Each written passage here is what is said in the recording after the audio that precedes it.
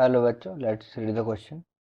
Which of the following shape is not possible for the possible value of n in HCFN molecule? So इस question में हमें बोला है कि नीचे जो शेप्स दिए हैं उन शेप में से कौन सा जो है वो पॉसिबल शेप नहीं है सारे किसी भी पॉसिबल वैल्यू के लिए n के किस में, तो जिनॉन फ्लोराइड में, जिनॉन फ्लोराइड के मॉलिक्यूल में। सो अगर हम जिनॉन फ्लोराइड की बात करें XeFN, सो इसमें जो n की वैल्यू है वो 3 हो सकती है। एक तो 2 हो सकती है, 4 हो सकती है या फिर 6 हो सकती है।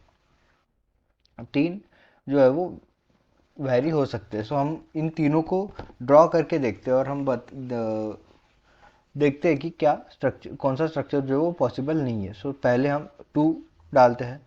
सो XeF2, XeF2। सो इसका जो हाइब्रिडाइजेशन आएगा वो आएगा sp3d,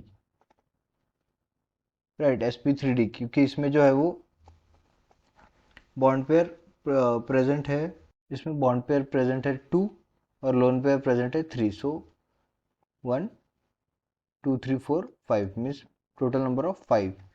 सो sp3d इसका आएगा हाइब्रिडाइजेशन sp3d। अगर इसका हम स्ट्रक्चर निकालना चाहे तो इसका स्ट्रक्चर आएगा, इसका स्ट्रक्चर देखिए, X E single bond F, single bond F, ठीक है। फिर इसके साथ आएगा इधर दो लोन पेयर और ये तीसरा लोन पेयर, ये ऐसा आएगा, ये रहेगा इसका स्ट्रक्चर। हम सबसे स्टेबल स्ट्रक्चर ड्रॉ करने की कोशिश करेंगे जिसमें कि मिनिमम रिपल्शन हो तीनों में बॉन्ड में। हमें लोन पेयर को सबसे ज़्यादा ध्यान में रखना पड़ता है क्योंकि सबसे ज़्यादा रिपल्शन जो है वो होता है लोन पेयर के बीच में, और सबसे कम रिपल्शन होता है बॉन्ड पेयर के बीच में, ठीक है। सो लोन पेयर को हम सबसे दूर रखेंगे। तो देखिए ये जो है वो एक लीनियर स्ट्रक्चर है। स्ट्रक्चर क्या है इसका, लीनियर। फिर उसके बाद हम x की वैल्यू जो है वो 4 डाल के देखेंगे। XeFN की वैल्यू जो है वो हम 4 डाल के देखेंगे। n इक्वल्स टू 4, यहाँ पे n कर लेते हैं, sorry for the mistake, n, ठीक है। n की वैल्यू जो है हमने 4 डाल दी। तो इसका देखिए, इसका अगर हम देखें तो इसका हाइब्रिडाइजेशन आएगा sp3d2, sp3d2। क्यों? क्योंकि इसमें जो नंबर ऑफ बॉन्ड पेयर होते हैं वो होते हैं 4 और नंबर ऑफ लोन पेयर होते हैं वो होते हैं 2। बॉन्ड पेयर 4 1 और ये 4 और नंबर ऑफ लोन पेयर 2, तो ये हो गए पूरे 6, ठीक है।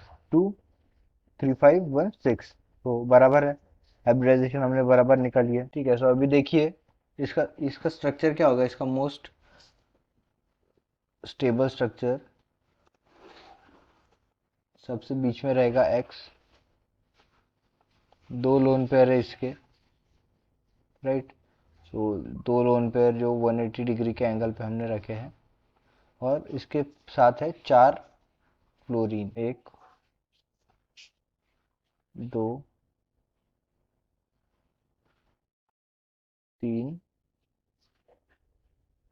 4, ये हो गए 4 फ्लोरीन।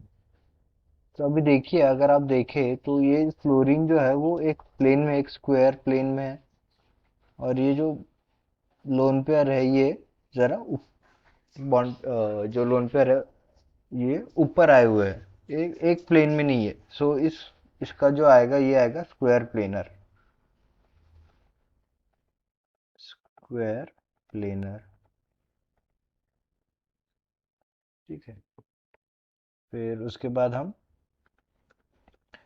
n की वैल्यू जो है वो 6 डाल के देखते हैं।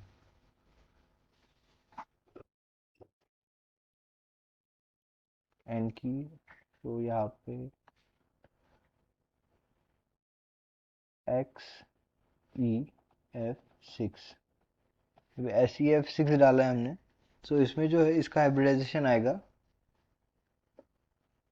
sp3d3, क्योंकि इसमें जो नंबर ऑफ बॉन्ड रहेंगे वो रहेंगे 6 बॉन्ड और एक लोन पेयर रहेगा।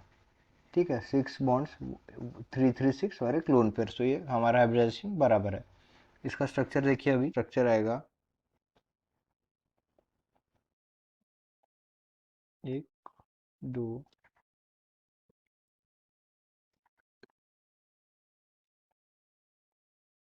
एफ एफ, फिर यहाँ पे तीसरा, और यहाँ पे चौथा, और दो है, एक यहाँ पे पांचवा आएगा। यहाँ पे लोन पेयर प्रेजेंट है, ठीक है, और हमें पता है लोन पेयर बॉन्ड पेयर के बीच में रिपल्शन होता है, सो ये टिल्टेड हो गया। सो अगर देखें तो ये जो है ये लगभग ऑक्टाहाइड्रल स्ट्रक्चर है, पर ये एक फ्लोरीन कैप्ड है, मीन्स थोड़ा आड़ा है, सो इसकी वजह से इस स्ट्रक्चर को बोलते हैं capped octahedral structure. Capped octahedral hydral structure. So देखिए, लीनियर भी प्रेजेंट है, जब हम n की वैल्यू 2 डालते हैं तो लीनियर आता है। स्क्वायर प्लेनर भी है, जब n की वैल्यू हम 4 डालते हैं तो स्क्वायर प्लेनर आता है। और कैप्ड ऑक्टाहाइड्रल भी है, जब n की वैल्यू हम 6 डालते हैं। सो इस क्वेश्चन का आंसर होगा ट्राइगोनल प्लेनर, जो कि है option C. I hope you understand the explanation. All the best.